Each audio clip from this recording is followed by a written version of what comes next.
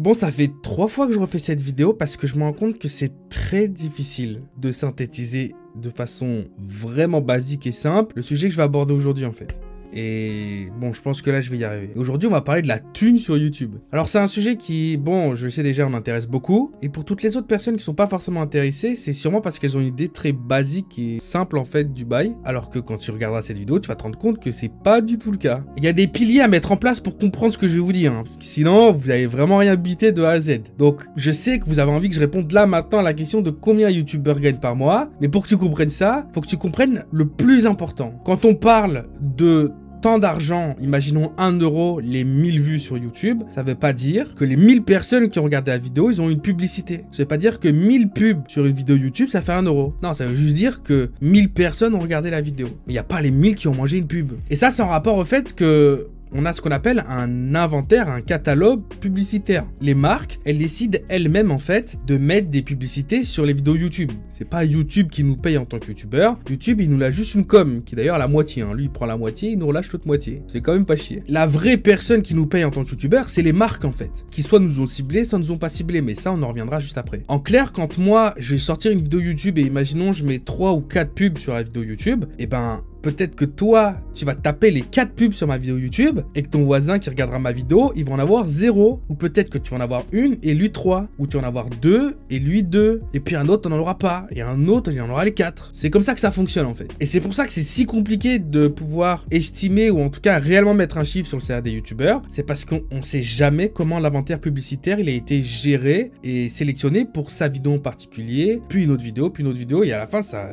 fait un sac à nœuds en fait. Un sac de de chiffres qui est très difficile à démêler puisque chaque vidéo ne vont pas générer le même argent même si elles font les mêmes vues. Alors combien de youtubeurs ça gagne sur YouTube? C'est une fourchette qui est super large, ça va vous casser un peu la tête ce que je vais dire, mais je vais essayer de rentrer un peu en détail après dedans. On touche entre 1 euro les 1000 vues, 80 centimes 1 euro les 1000 vues, jusqu'à 16 euros les 1000 vues. Je sais, t'as encore jamais entendu cette réponse sur internet, c'est normal, que Bibi dit la vérité. Alors comment ça se fait que la fourchette elle est si large? Déjà premièrement faut savoir que le chiffre de base ça va être 1 euro les 1000 vues, plus ou moins. Mais en fonction du mois de l'année et en fonction de si tes vidéos elles ont été ciblées directement par une marque ou non, ça va tout changer. Alors souvent les youtubeurs ils vous disent sur internet que pendant janvier, février, mars ça paye beaucoup moins que les autres mois de l'année. C'était le cas il y a 5 ans mais c'est plus du tout le cas depuis très longtemps. Maintenant c'est très stable en fait. À part en fin d'année, faut savoir qu'à partir de octobre, je dirais milieu octobre, de milieu octobre jusqu'à fin décembre, c'est la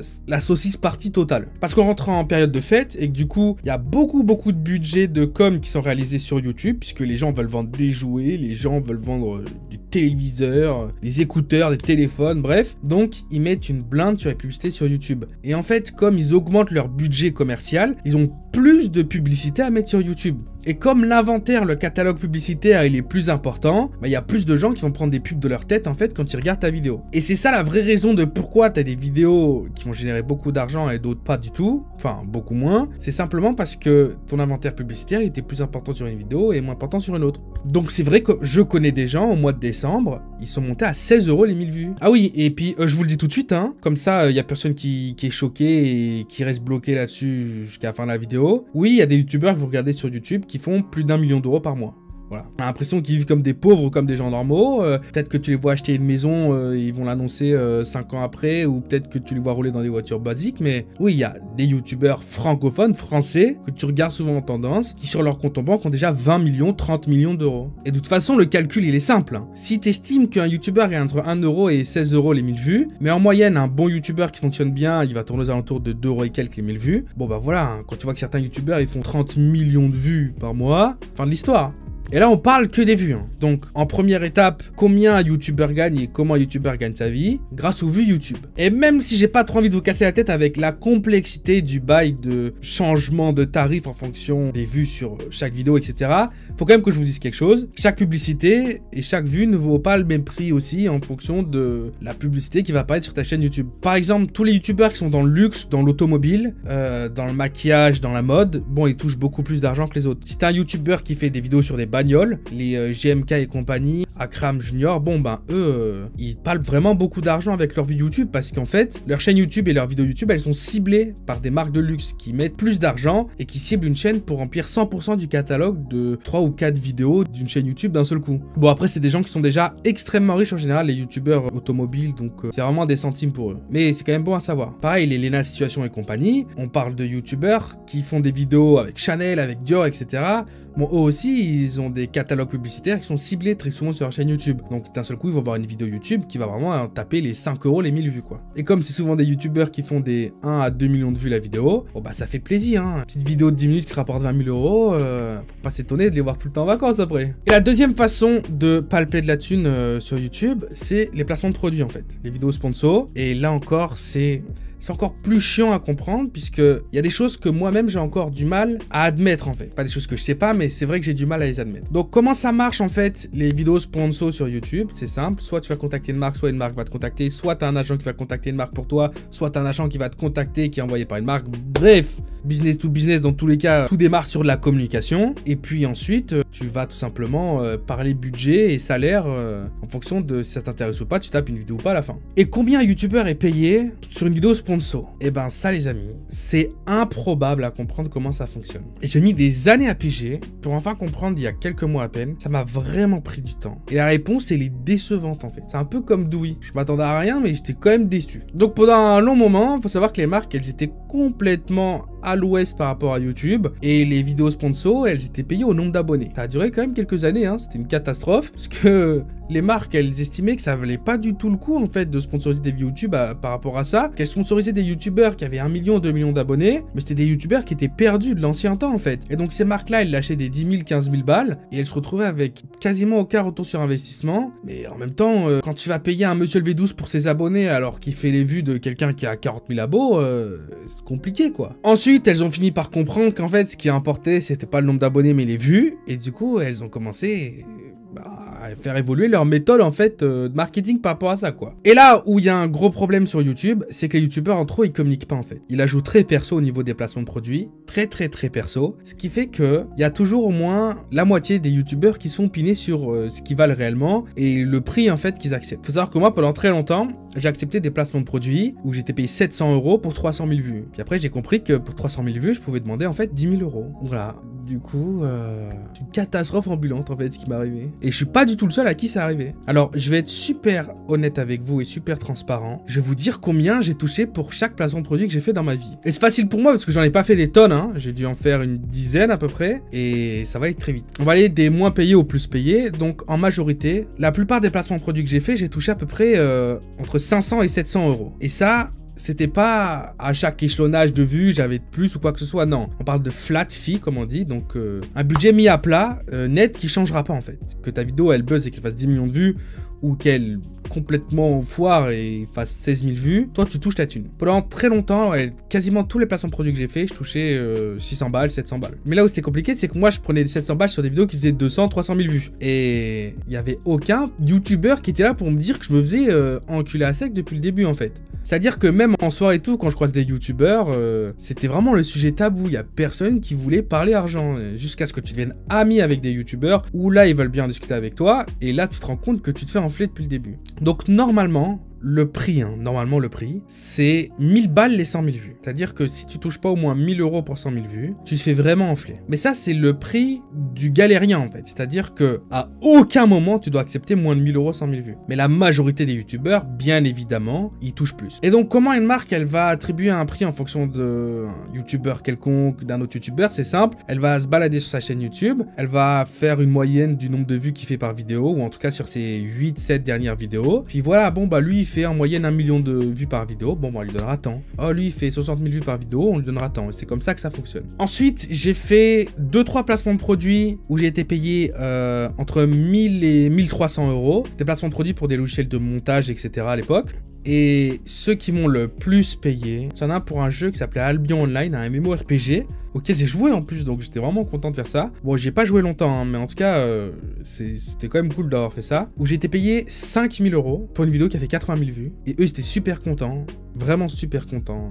Et c'est là où je me suis dit, attends, je me serais pas fait enfler depuis tant d'années comme ça. Mais le gros problème en fait, le gros problème par rapport au placement de produits YouTube, c'est qu'en fait, tout commence avec un gâteau. T'as une marque, imaginons, je sais pas moi, Raid Shadow Legends ou NordVPN, tiens. Pourquoi pas, on en entend parler partout. NordVPN qui va débuter avec un budget, un gâteau de, imaginons, 800 millions d'euros. Bon, avec ce gâteau de 800 millions d'euros, c'est leur budget comme YouTube pour l'année par exemple. Et donc ce qui va se passer, c'est que premièrement, ils vont cibler les YouTubeurs qui font le plus de vues parce qu'ils ont envie de croquer le marché d'un seul coup pour que les concurrents après ils soient complètement éclataxes. Parce que quand t'as un gros youtubeur qui va parler de NordVPN, 3 jours après il va pas parler de PureVPN par exemple. Donc le budget principalement il va aller sur les très gros youtubeurs qui ont des 3 millions de vues par vidéo, 2 millions, 10 millions, 1 million, etc. Après ça le gâteau il a baissé de moitié déjà hein, parce que faut savoir que ces youtubeurs là ils sont pas payés aux vues mais ils sont payés à la fame. En fait c'est incroyable à dire mais c'est exponentiel le nombre d'argent que tu vas dépenser pour une vidéo YouTube en tant que marque. Si on va imaginer que c'est 1000, 1005 euros pour une vidéo de 100 000 vues, bah pour une vidéo d'1 million de vues, ça va pas du tout être 10 fois plus. Par exemple, moi j'avais été contacté pour un jeu, c'était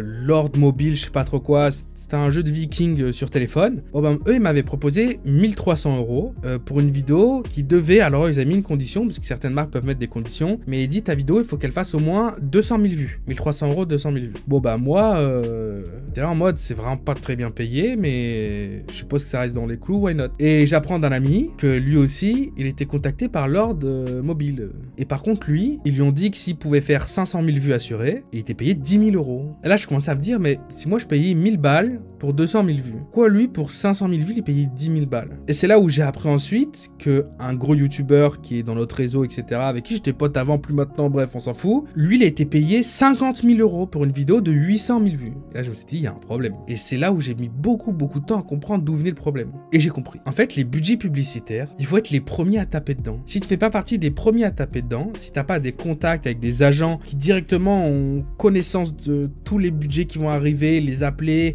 les avoir au téléphone, parler avec eux, etc., tu te fais ken en fait en tant qu'indépendant sur YouTube. Un peu comme la musique, hein, quand t'es en indé, t'as que les miettes. Bah sur YouTube c'est pareil en fait. C'est-à-dire que Raid Shadow Legends, ils vont avoir un budget comme qui va commencer à 1 million d'euros, et au bout d'une semaine, sur les 1 million, il va rester 100 000. Et après ces 100 000 là, ils vont faire ce qu'on appelle un peu des tests. C'est le lab budget. C'est là où ils vont tenter de voir la rentabilité des petits youtubeurs ou des youtubeurs qui font beaucoup moins de vues. Mais c'est là où ils se rendent compte aussi qu'ils n'ont pas contacté tous les youtubeurs qui faisaient quand même des bonnes vues. Et donc ils vont être là, ah oui, donc c'est bon, on a fait tous les youtubeurs qui font 2 millions de vues par vidéo, tous les youtubeurs qui font 1 million, tous les youtubeurs qui font 500 000 vues, tous les youtubeurs qui font 300 000 vues, bon...